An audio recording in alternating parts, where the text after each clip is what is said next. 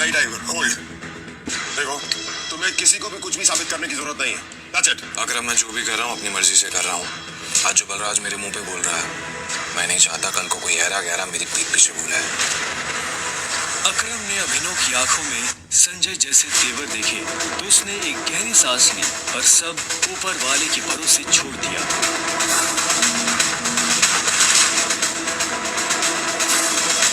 लगभग 1 घंटे के बाद बलराज अभिनव और अकरम के साथ अपनी प्राइवेट एरेना में आ गया था। ये वही एरेना थी जहां पर बलराज अक्सर लड़ाई किया करता था। उस बड़ी सी एरेना में उन तीनों के अलावा और कोई नहीं था। एक बार फिर सोच लो, मैं आज तक इस रिंग में हारा नहीं। तुम इस रिंग में आज तक इसलिए नहीं हारे हो बलराज क्योंकि तुम्हारा सामना आज से पहले संजय के बेटे टाइगर से नहीं हुआ था। तो अकरम मियां, किस पर दाव लगाओगे? मुझ पर या इस पर? बेवकूफों जैसी बात मत करो। भला टाइगर के होते हुए किसी और पर दाव लगाया जा सकता है क्या? सोच लो, बहुत बुरी तरह पछताओ।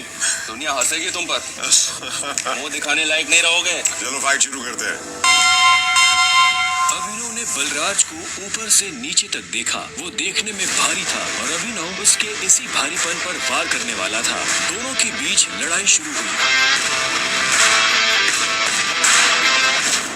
उसने जैसे ही अभिनव पर पहला मुक्का मारा तो अभिनव एक बार को सन रह गया। और एक बात हमेशा याद अपनी आखिरी सांस लड़ना है।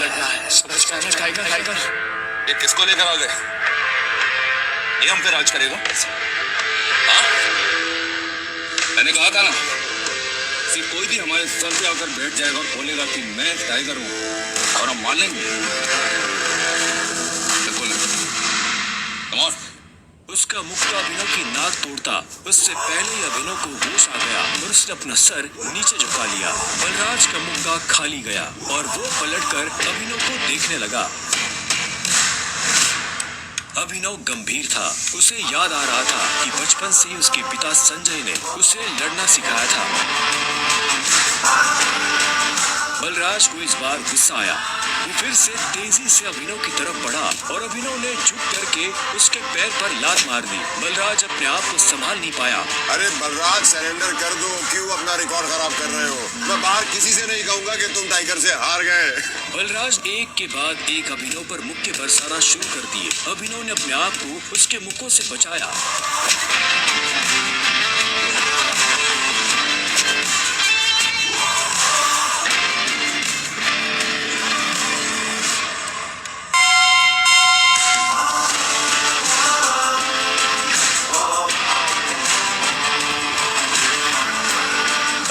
बलराज को छोड़ा और चुपचाप रिंग के कोने में जाकर खड़ा हो गया। बलराज ने मुश्किल से अपने भारी भरकम शरीर को उठाया और दर्द में कराहते हुए बोला, अकरम, मैं जानता हूँ तुम बहुत खुश हो गया आज। बलराज की कमर में मोच आई थी और उसने हंसते हुए अभिनव से कहा, कहाँ से सीखा ये सब? ये सब मुझे विरासत में मिला, मेरी उस गद्दी के साथ। जरा पियोगे मेरे साथ? आज की पार्टी मेरी तरफ से। बलराज, ऐसे नहीं कहते, ऐसे कहते हैं कि टाइगर जी, क्या आप मेरे साथ शराब पिएंगे, पार्टी करेंगे? इस तरह। टाइगर जी, क्या आप आज मेरे साथ शराब पीना पसंद करेंगे? पार्टी करेंगे? हाँ? ओके? राइट। क्यों नहीं?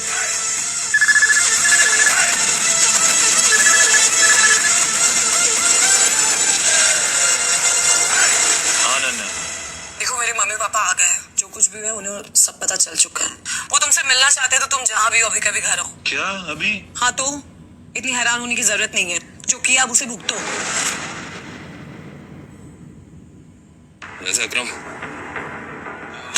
अकरम बलराज, अभी तुम लोगों के साथ नहीं चल पाऊंगा। मुझे घर पहुंचना है, मेरे ससुराल, मेरे सास ससुराल में। ससुराल? तुम्हारी शादी कब हो? ये हमें कहानी है, कभी और बताऊंगा। सब ठीक तो है ना? हमें मोंटी को बुलाकर बता देना चाहिए कि नहीं बलराज, अभी फिलहाल इसकी असली पहचान किसी के बारे में पता नहीं चलना चाहिए और किसी को पता नहीं चलना चाहिए कि टाइगर लौट आया है। ठीक है? मोंटी जो कर रहा है उसे करने दो। चलो मैं निकलता हूँ और अकरम तुम्हें याद है ना मुझे वो नई नौकरी के लिए। डोंट वरी, तुम्हारा काम हो जाएगा। ये सुन अभिनव ने अकरम और बलराज से हाथ मिलाया और वो बाहर आ गया। उसने अपने जाने के लिए एक कैब बुक कर ली थी। टाइगर, ये लो, ये वही शराब है जो हमने होटल में पी थी। अपने सास ससुर को जाकर पिला देना, उनके साथ पुश्तों में किसी ने नहीं पी होगी। इससे प्लीज थैंक यू अकरम। तुम्हें भी वापस आकर हमारी उम्मीदें जिंदा करनी।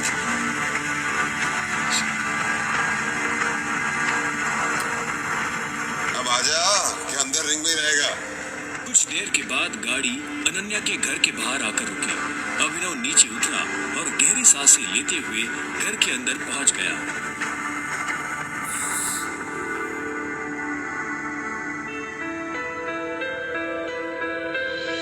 नमस्ते मम्मी जी, नमस्ते पापा जी। ये मैं आप लोगों के लिए लेकर आया था। अरे वाह, क्या बात है, बहुत एक्सपेंसिव है।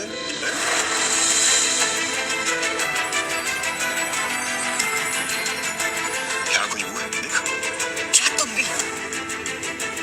मुझे तो लगता है ये बॉटल्स कैसे चोरी करके लाया हुआ।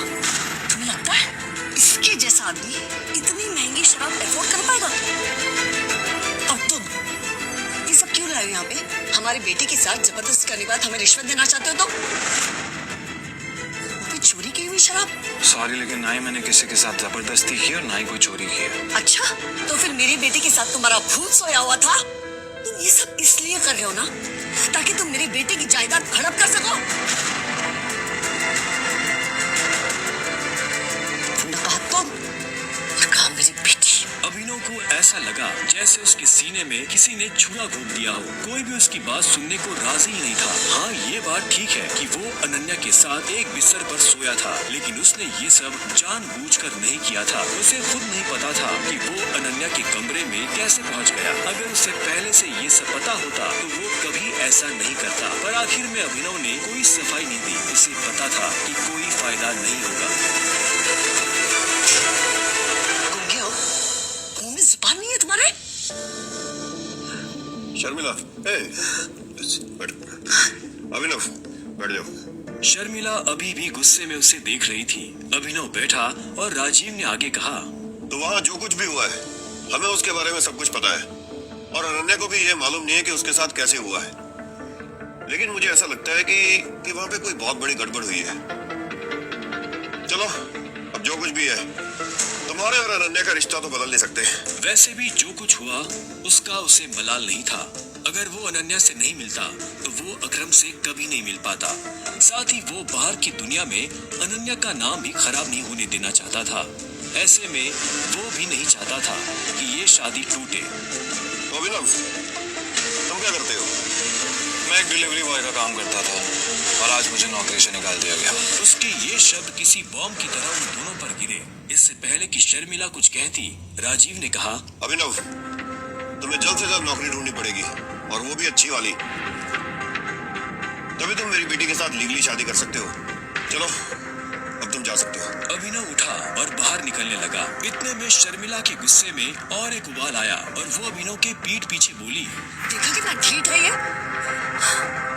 ओवर कॉन्फिडेंस तो देखो इसका। जेब में 10 रुपए नहीं है और चल ऐसे रहा है जैसे जंगल का टाइगर हो।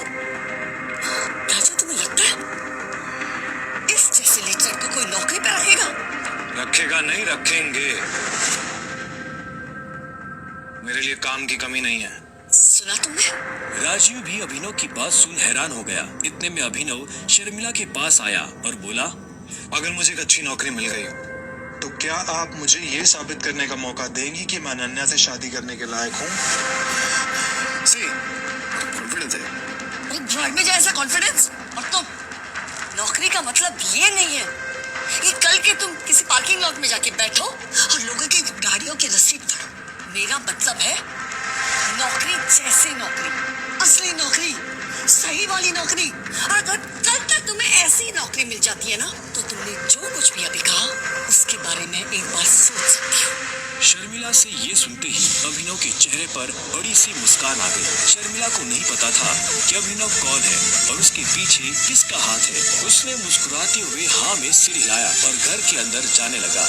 रात बहुत हो चुकी थी और उसे पता था इस वक्त वो अपने घर नहीं जा सकता था। उसने सोचा था कि वो अनन्या के कमरे में जाकर सो जाएगा। वैसे भी अब दोनों पति पत्नी थे। ऐसे में अभिनव जैसे तैसे उस बड़े से घर में अनन्या के कमरे के बाहर पहुंच चुका था।